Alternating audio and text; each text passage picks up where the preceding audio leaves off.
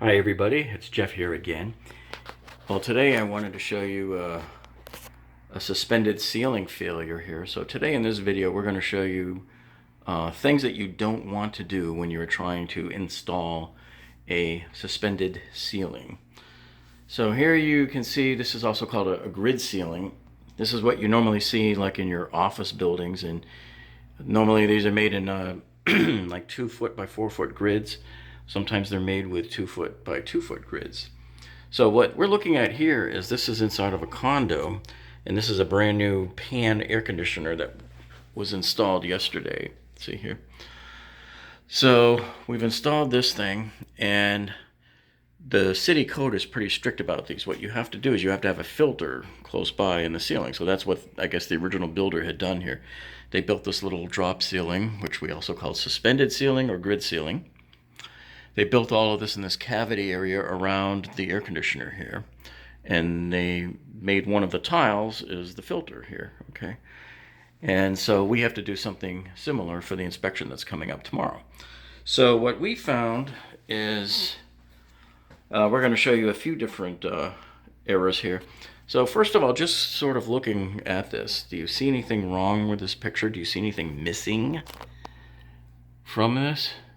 Let's see. Let's look at the name of the ceiling. What do we call this? We call it a suspended ceiling. Well, I don't see it really suspending from anything. Oh, that's what's missing. The wires, right? We're supposed to have wires that go from here to here. And I think the preference is every 4 feet or so, but it would be a good idea if, for this whole thing here to have wires on it. But then what's complicated by the problem, I can see why they didn't put wires, because this is a concrete ceiling above it. This is the slab to the condo above us on the 3rd floor, and we're on the 2nd floor. So how would you anchor to that with those little eyelid things? So let me show you. When you go and buy the kit with all the parts, you see these little fasteners here. They're screws with basically eyes on them, and you're supposed to mount those to the ceiling, and then the wire hangs from that, and then the wire is supposed to run through these holes that are in the T members here. This is the main T. So how would you do it then? Because these can't go through concrete, right?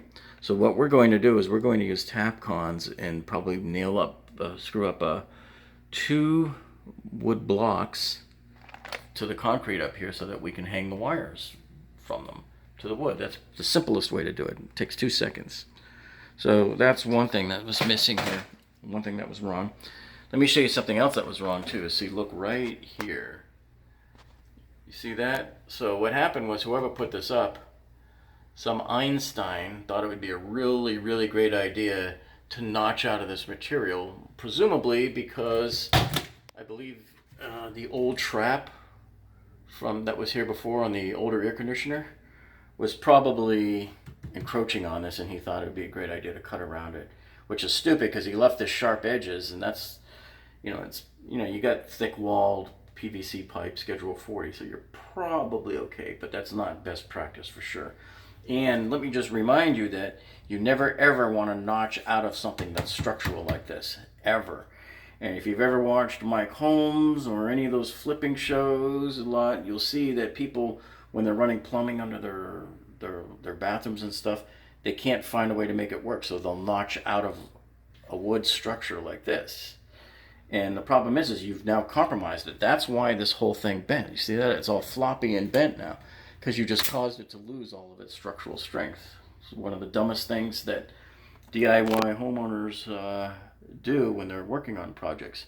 So one rule of thumb is never, ever, ever carve out on the side of a member like that, any kind of structural member. You never want to carve out. And when you look at the way they do studs, the way electricians and plumbers do it, they'll drill a hole in the middle of it. That way you still have meat and support all the way around it. And even then, there's rules there too. I don't like to go more than, say, 25% of the diameter of the member. So if, let's say if this was a 2x4, you drill like a little 1-inch hole in the middle and you're okay. That's about as big as you ever want to go. But this is why this ceiling failed, because this guy didn't have a clue what he was doing. And the other thing too that's missing here, typically when you do a drop ceiling like this, and this was your main T, this T piece right here, when it comes up to the wall level, I call this piece here the wall level. It's an L-shaped piece, and they call it the wall level because you mount it, that's going to set the height of your ceiling, and it's got to be level.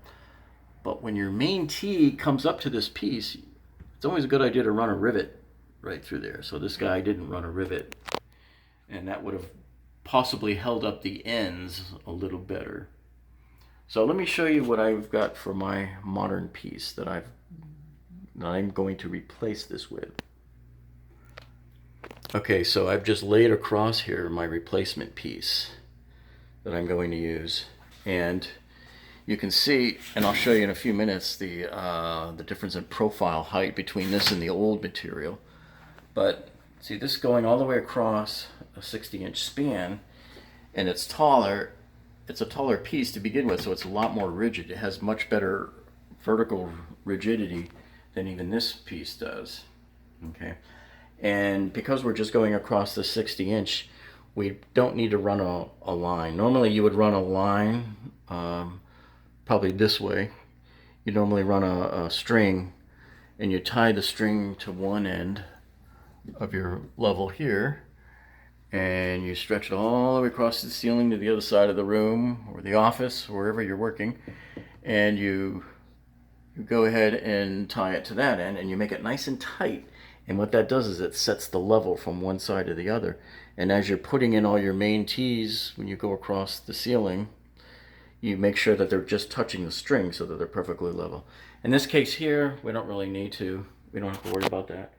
And I think the one good thing the guy did was, I believe they did make it fairly level.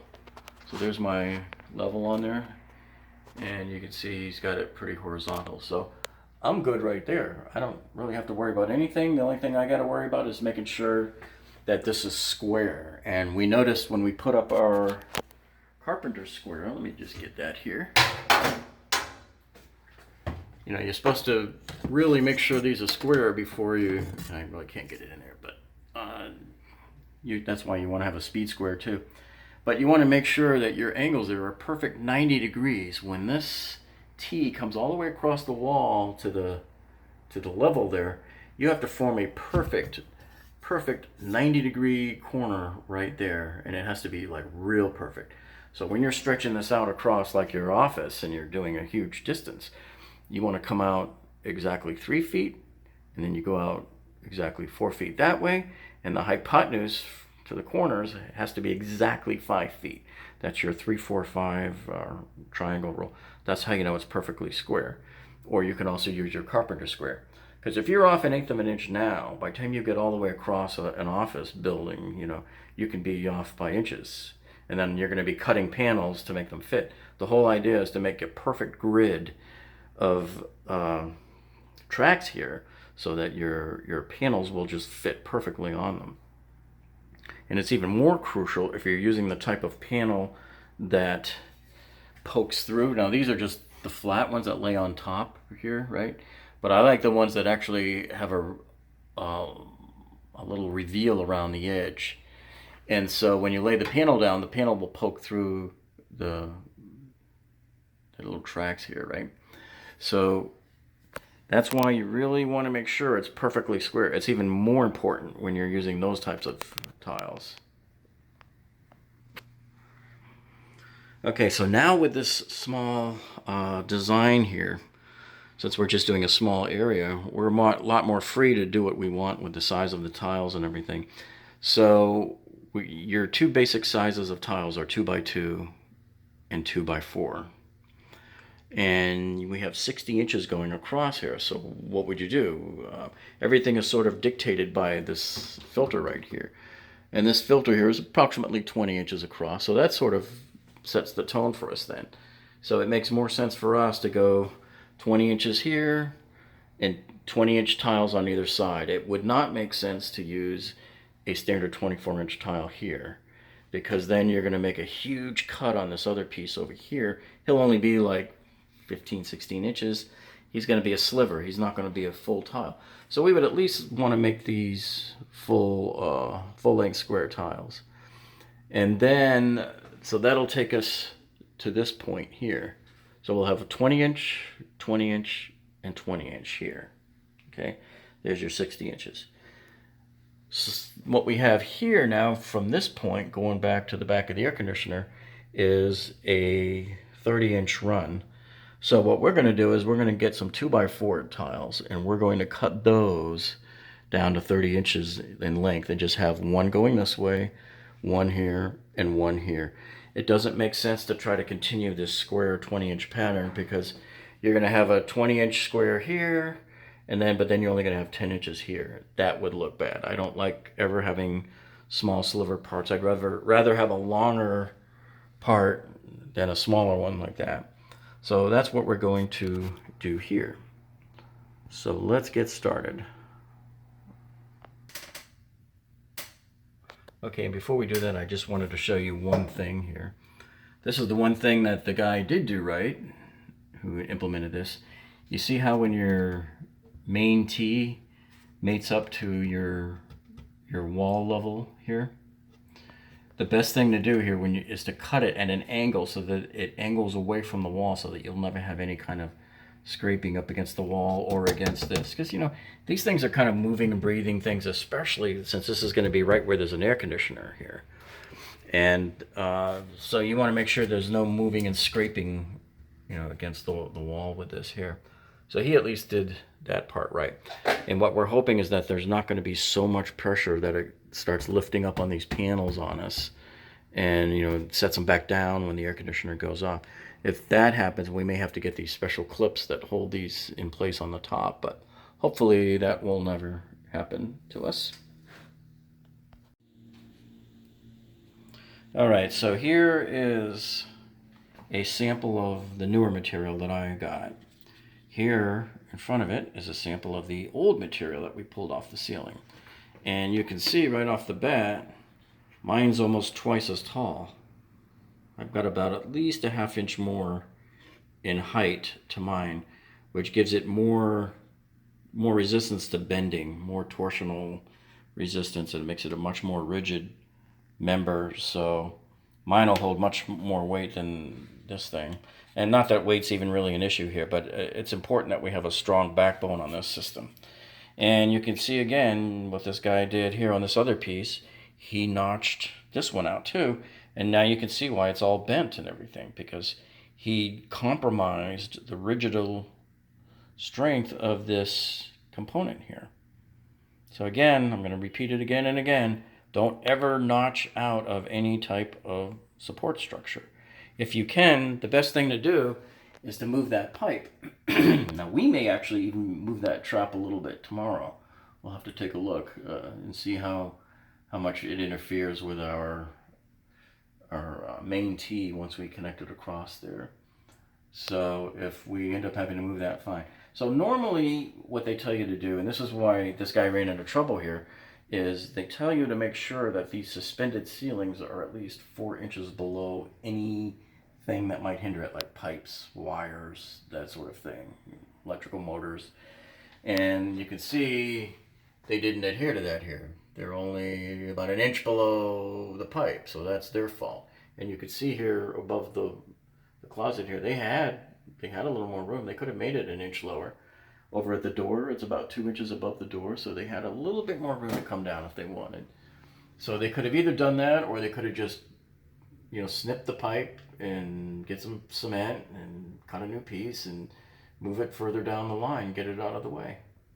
It's just laziness, that's all. Hey, I wanted to show you one more thing here too before we start cutting. So you don't just go and just randomly cut these things here. You know, we know we're going up against the wall, and we know we're going to have like an angled cut here. But you have to keep in mind, see what these slots are? These are where your cross T members are going to go. So remember, we're going to have one probably right around here. It's going to go right into where this guy is, right? Come this way. And then there'll be another one on this side here which will define our 3 panels that we're going to lay across, right? So you have to know where you're going to put these, right? So it's got to be in the right spot. Now we're going to go with the convention that he had here, so that our hole, the slot right here, has to line up below, right above, this guy here. And they'll line up once you level this thing out. You'll see they'll line up perfectly. So I already measured it. I already know that this slot has to be 21 inches away from the wall for the tile that I'm using. So those are some considerations you need to make too. You want to make sure you know, look, for the size of tile that I have here, where does this slot need to end up so that I can connect all of my cross tees to it? And once you connect your cross tees to this, that makes them pretty straight too. That's how you get your perfect 90-degree angles there. So let's go ahead and show you how to cut.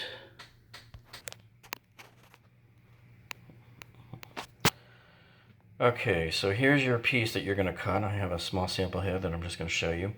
And these tees here, the way you look at it, they call this bottom part the flange. And so what you want to do is you always want to cut the flange first. You cut one side, so you cut along that side first like that, and then you cut the other side of it, and then you cut straight down on the stem there. So we do that with these. These are our metal snips now, aviator snips, some people call them. And when you go to the stores and buy these, they usually come with yellow handle, red handle, and green handle. The yellow handle is the one I pretty much use the most. It cuts straight. And I always forget which way the red handle and the green handle go. I think the red is left, the green is right. Keep forgetting. Anyway, the reason why you use these is because you want your cut to be straight across. So I'm just going to show you here.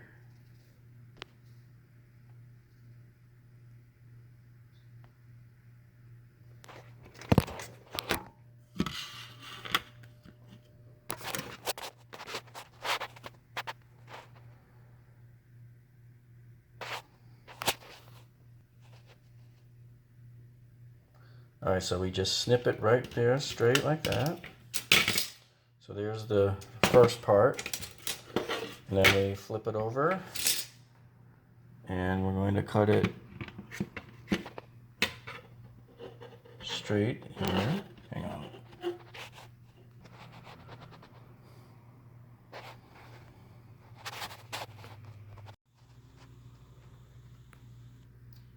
Okay, so here is the next side, and I flipped it over, and I'm just going to cut it there. So here I have a perfect slit, and you can see it leaves it reasonably flat there. Okay, so now we're going to cut this part here.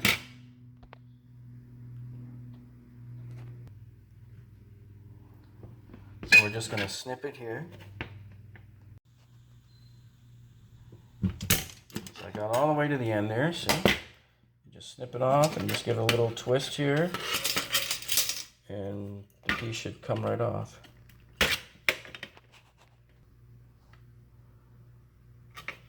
Okay, there it is. There's your cut, see? Nice and straight and flat, didn't destroy the part.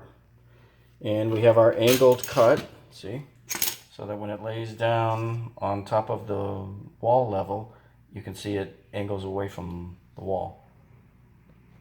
And then we just hang the part up. All right, so I've got my first main tee going across here. And you can see what I like to use at both ends is I just temporarily clip it on with a 1-inch alligator clip there on both sides. Got another one over here. So now our goal is, okay, it looks like it's 90 degrees, but we want to make sure, because it's got to be absolutely pure 90 degrees. There can't be any slight mishaps here. So we stick our carpenter square up against the wall level there, and then we just make sure that there's no gaps in here. And as you can see here, we're doing pretty good. Okay, so now let's go check the other side out. Okay, so now I've got on the other side here, and you just hook it up there and put him flush against it, and he's perfect. So We're a perfect 90 degrees here on both sides, and that's a good sign. And I can't stress the importance of it enough. You're going to hear me saying it over and over again. Everything has to be perfectly perpendicular here, because if you're off 1/8 of an inch now, by the time you get all the way across the other room, you know, if you're in an office or just in a large room, you can be off by 1 inch. And don't always assume that your walls here are perfectly perpendicular either, because they will never be. What's important here is that all of these metal tees and cross tees that you're hooking up, they all have to be perpendicular to each other in order to accommodate the tiles perfectly.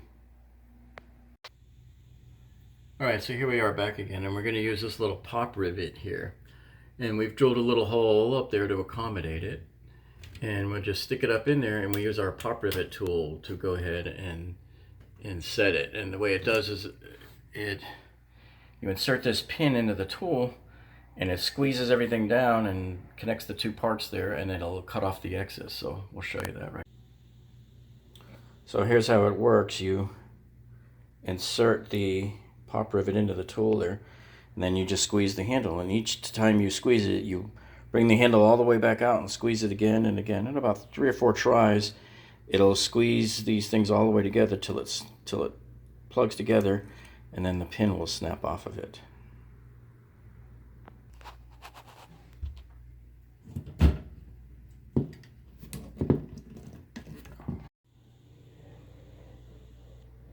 Alright, so here you can see I've connected a cross tee here to the main tee, and they just come all the way to the back here, and we've got it kind of held in place with our alligator clip again.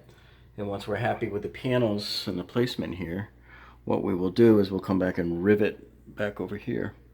So I got the first 2 panels here in so far, and everything looks good. It's all nice and square, and the panels are fitting quite nicely here.